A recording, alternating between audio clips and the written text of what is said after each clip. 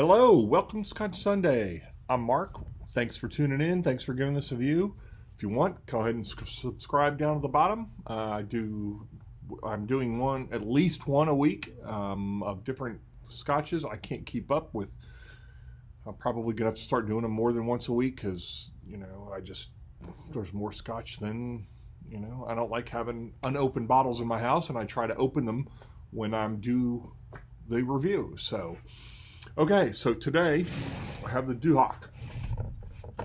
This is Glenmorangie Duhok. This is a travel retail. I do not know if this has been replaced by the Accord Eleganta and the Eleganta and Tribute, but it is still listed on the website, so it might still be available. This is probably the first travel retail I ever bought. I think I bought this in the Dronic, my very first trip out of the country. Well, my first time I ever bought anything in duty free out of the country.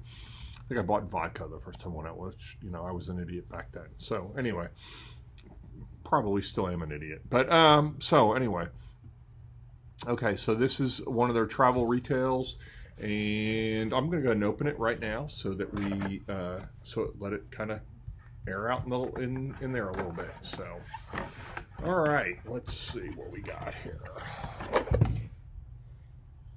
Boy, you talk about writing nothing. They don't write anything on these. Oh, this looks like it's in PX casks. That should be interesting. I might be wrong, but we'll see. All right.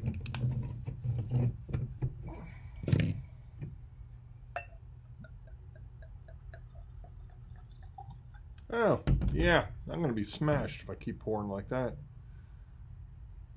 All right, let me spin it.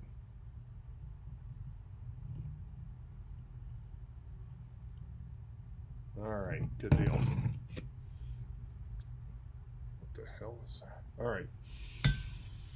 So, anyway, all right, Glenmorangie is a Highland single malt Scotch. They have the tallest stills in Scotland. They have 12 stills, 6 wash, 6 spirit. They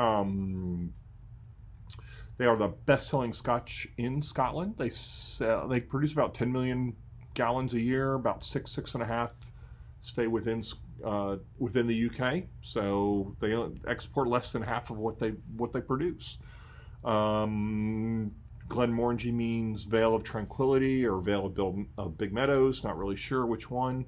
They're owned by Louis Vuitton. They were founded in 1843 by the brothers William and John Matheson. The production began in 1849.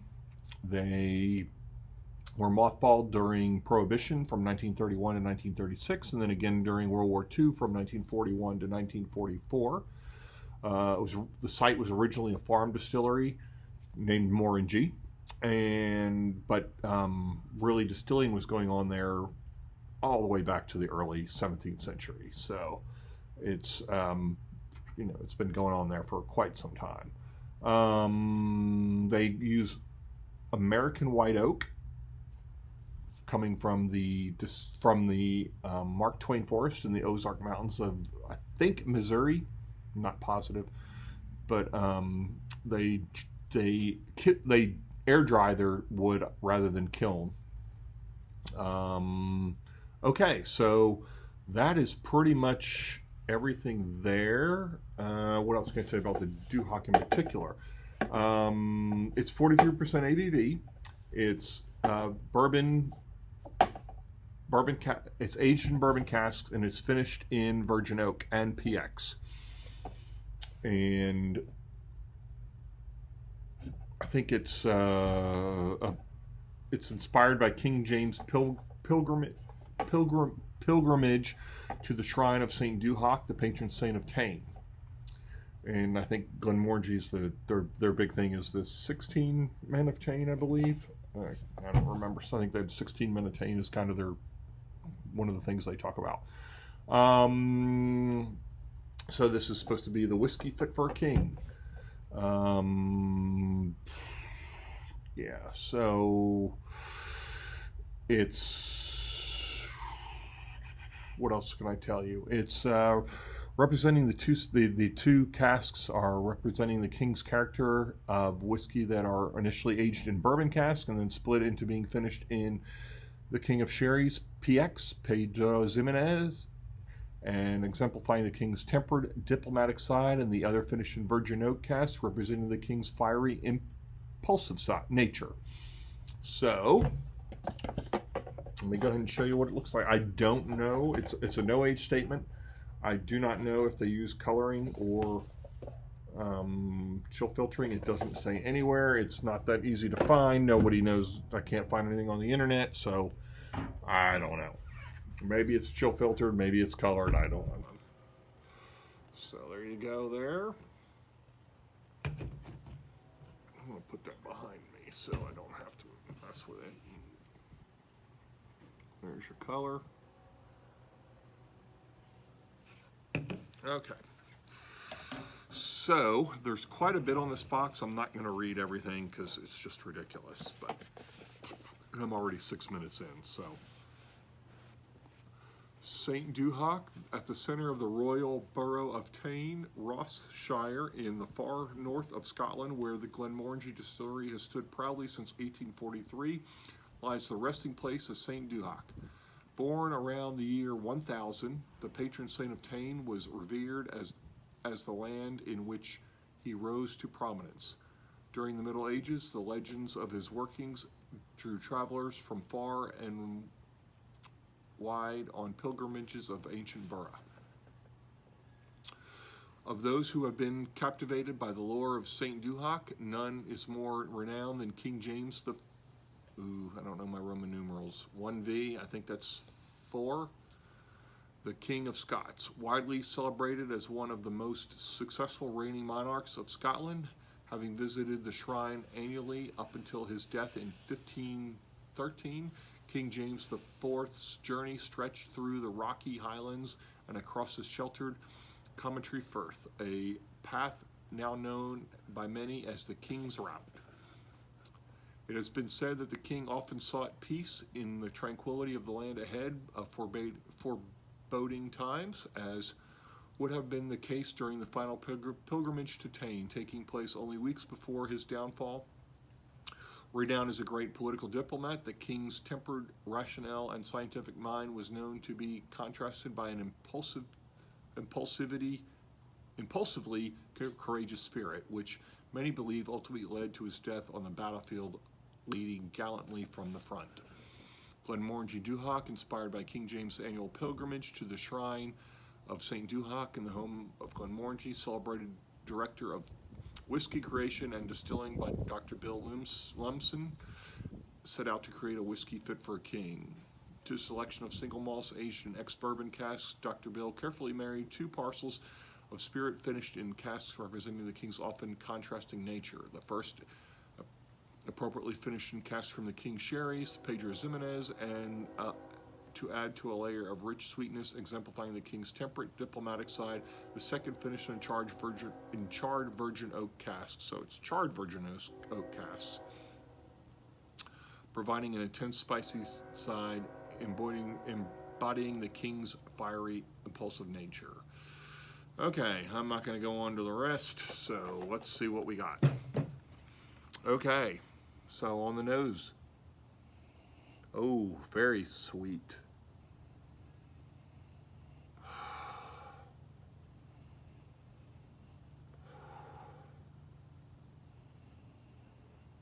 I'm not getting anything bitter at all. I'm getting pears and apple. Getting cream. There's a fruit in there. What is it? Other than the pears? Apple.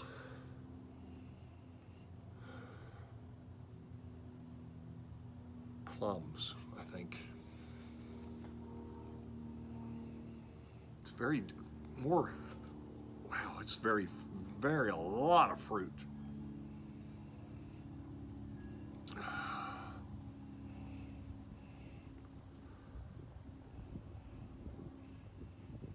I'm getting a little grassy tone.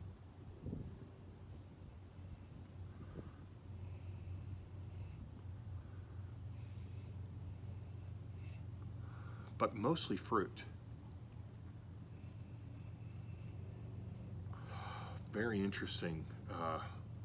Pears and apple, raisins.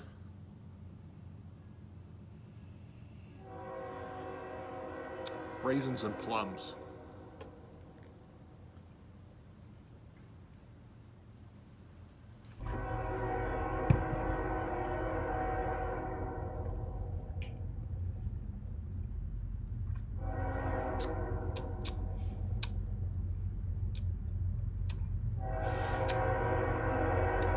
I'm getting definitely some spice.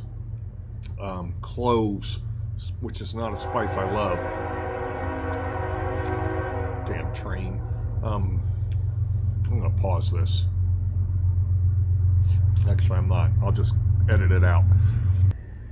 All right, back to this. So,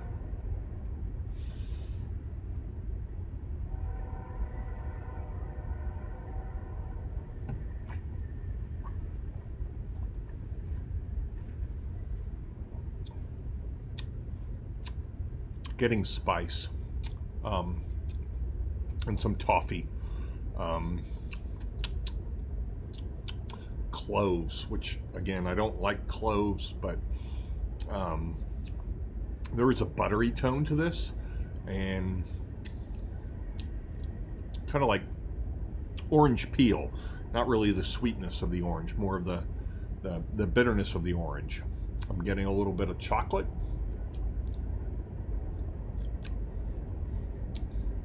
Something else in there like tobacco. So, okay. Let's see if I get anything else on the nose.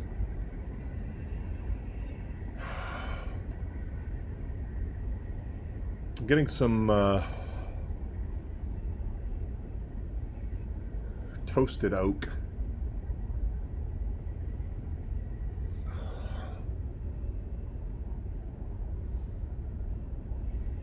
Yeah, but really, pear and apple, some toffee, spicy, toasted oak.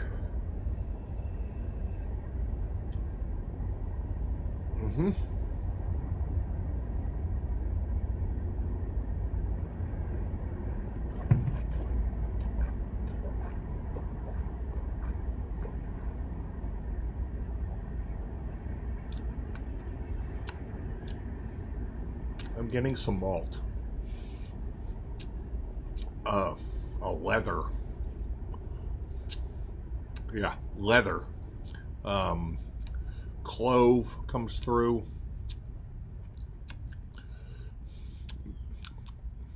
Some, like I said, that orange, that not really sweet orange, more of the bitter orange.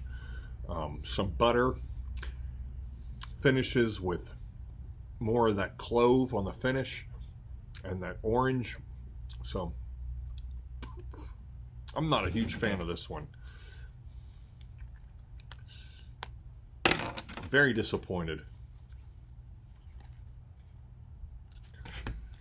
It's only going to get 6. So, crap.